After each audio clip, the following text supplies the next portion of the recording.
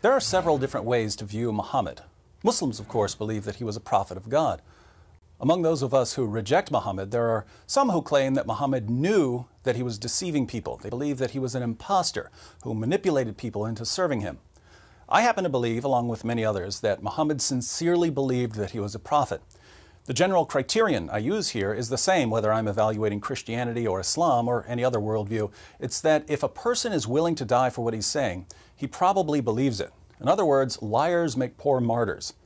There are lots of liars in this world. If you put a gun to someone's head over a lie, they're generally going to admit that it's a lie.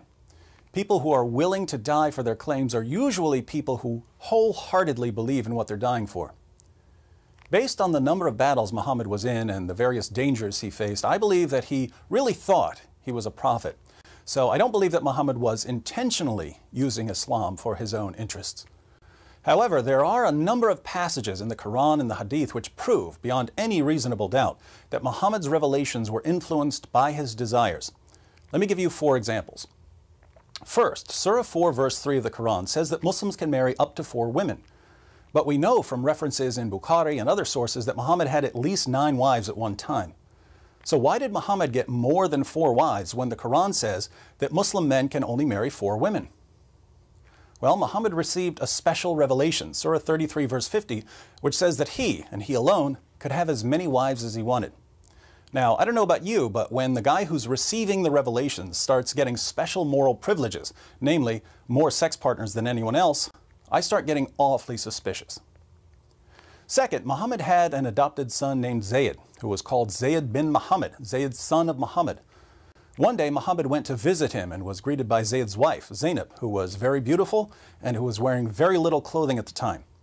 When Muhammad saw her, he supposedly received some sort of revelation telling him that he was going to marry her, even though she was already married to his adopted son, and Muhammad walked away praising Allah.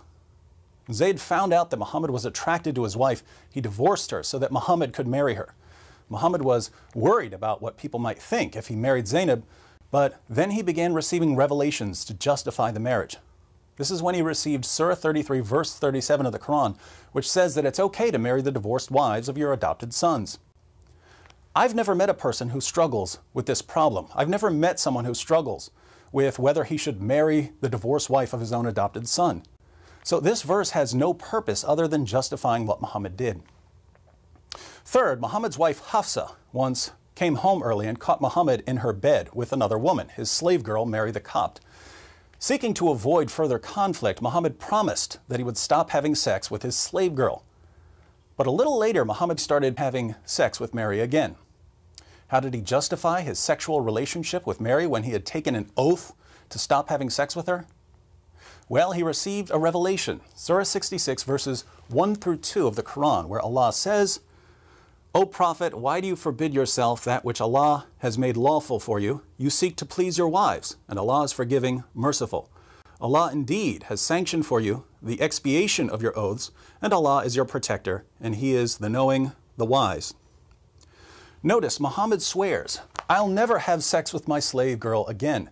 Then he starts having sex with her because Allah told him to break his oath. Very interesting. Fourth, one of Muhammad's wives was a woman named Sauda. As Sauda aged, she became unattractive and extremely overweight, and Muhammad decided to divorce her. Terrified of being abandoned in her old age, Sauda hatched a plan. She knew that Aisha was Muhammad's favorite wife and that Muhammad would like to spend even more time with Aisha. So Sauda told Muhammad that if he would keep her as his wife and not abandon her, she would give her sex night to Aisha. This arrangement would allow Muhammad to spend twice as much time with Aisha as he spent with any of his other wives. Muhammad was happy with the arrangement, and so was Allah. Allah praises Sauda in Surah 4 verse 128 for coming up with this solution after fearing cruelty and desertion from Muhammad. So Islam's message to women is this: if your husband's going to abandon you in your old age, just give up some of your rights and let him spend more time with his favorite wife. This will keep him from divorcing you and abandoning you. Over and over again, Muhammad's revelations are just too convenient. The Quran is supposed to exist eternally in heaven, and yet parts of it have more to do with satisfying Muhammad's desires than with guiding humanity. Even Muhammad's wife Aisha noticed this. In Sahih al-Bukhari, Muhammad receives one of his morally convenient revelations, and Aisha says to him, I feel that your Lord hastens in fulfilling your wishes and desires. So I personally believe that Muhammad was sincerely convinced that he was a prophet, but the evidence is clear that his desires influenced the revelations he was receiving.